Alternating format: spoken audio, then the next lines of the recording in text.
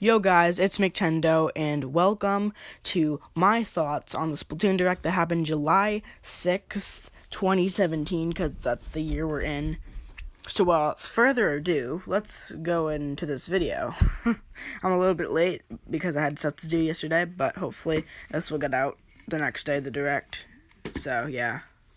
In my predictions video, I said that they were going to show off a lot of Inkopolis Square, and I guess I was right because they are now showing off the shops and the shop owners. And the first one is Flo. Flo definitely has a very good resemblance to Annie from the first game. Like it's like they're just completely the same, and they even have a partner. I forgot what the first one was called. I know it was like a pun on Nemo, but the partner here, I don't know what it's called either. But yeah, definitely a good resemblance, and it shows that they, and I'm glad, I don't know, there's a resemblance. It definitely took inspiration. The second shopkeeper is called Gelfonso, and clearly it is a resemblance to Jill Lonzo from the first game. They're basically the same, nothing really different about them. This one was kind of unoriginal in my opinion, but I mean, you can have to see all of them go. The third shopkeeper is one for the shoes, and that's Disc. He is a crab, so already crustaceans like Krusty Sean,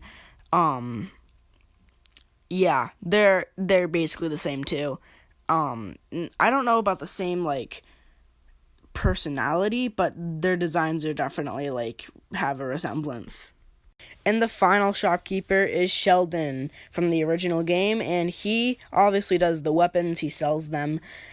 Yeah, and one of his new features are that if you haven't played Splatoon in a while, you don't have to sit through all of his like just talk about the weapon. You can just completely just silence him out, make it go through quickly, and you can just buy the weapon. I thought it was very annoying in the first game, and once I got all the weapons, I was just so pleased because I didn't have to go through it all again. They also showed off new weapons, and I wasn't thinking that they were going to do this, but they did. And the first one is the Clash Bastard. It has a very high fire rate, and but it's very close range, so you can't like do like long range attacks. Second one is the Flings Roller. It's very fast when you horizontal swing it, so like if you're staying on the ground you swing it, but when you vertical swing it, it's very slow, but it's like really, really long ranged. The third weapon is the Goo Tuber, and it is a charger. And in this game, you know that with chargers, you can store your charge under the ink. And with this one, and that's what makes it special, you can store your charge under the ink for a very long time, which makes this a very good weapon. And I think they're going to have to nerf it a little bit, but that's just my opinion. Same for the Clash Blaster. The fourth new weapon they showed off are the Dapple Dualies, and the only thing new about them is that they're very lightweight, so you can like roll all over the place in a very fast time. Like it's like really, really fast, and I don't know, I feel like all of these weapons except for the Flings Roller will be nerfed because like I feel like there's no reason to use the original. Why would you just use these? I don't know. Maybe it's just me. They didn't show off just new weapons, though. They showed off new specials, and one of them was Ink Armor. And it's basically the Bubbler, but instead of not being able to get damaged, you have basically 2 Inklings of health. So you can basically, it's hard to explain. Yeah, you have 2 Inklings of health. If you die, then you get another health. Okay, you get another chance. Okay, yeah, that. The other one is called the Baller, and basically you're an Inkling in a hamster ball kind of thing, and you can go up to players, you can go up to your opponents, and you can just blow them up with your ball. Okay, it sounds weird.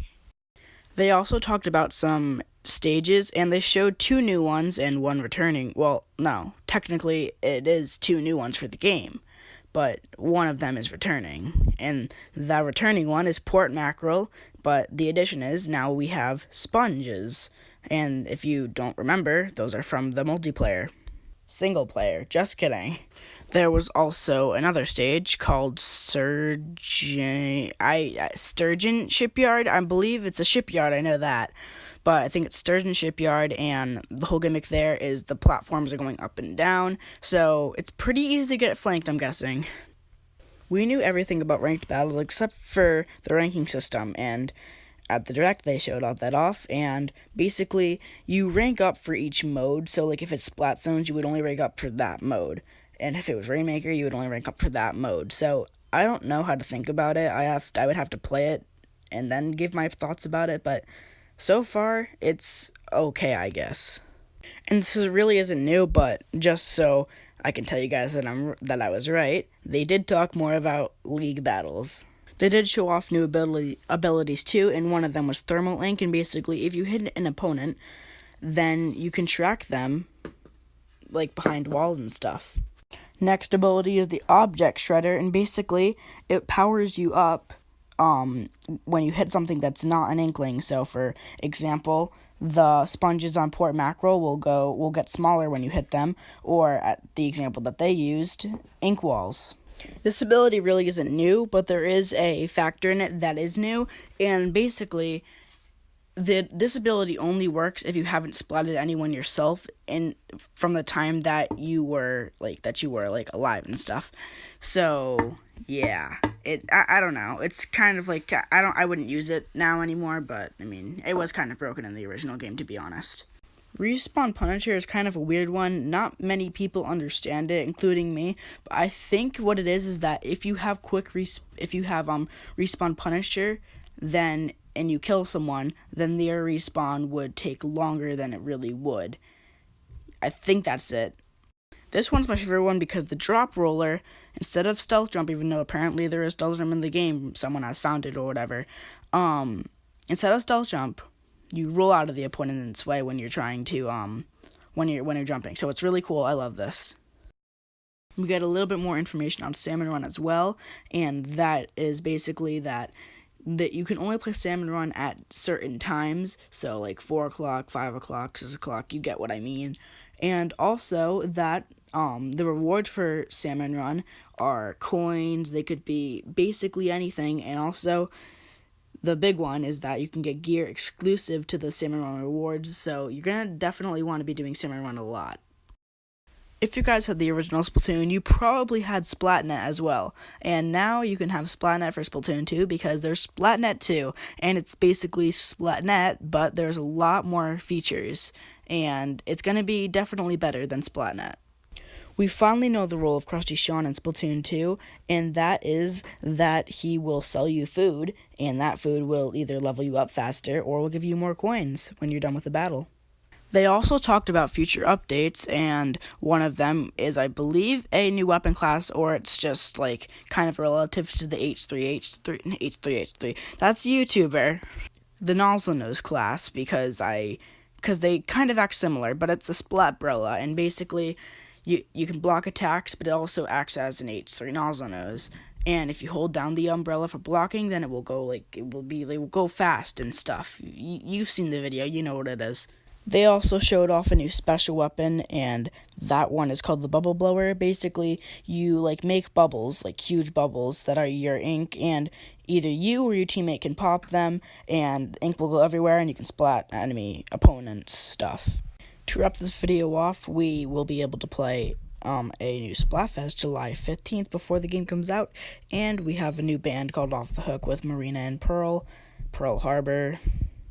Thanks, Japan. If you want to know my favorite one, it's got to be Marina, because Marina, I don't know, it's Marina. Alright, well that's going to be it for this thoughts video for the Splatoon Direct. Sorry it's late again. This one took a while to do because it's just a longer video that I've made, and I'm just not up to it right now because I'm really tired. But anyways, I'll see you guys next time, and bye.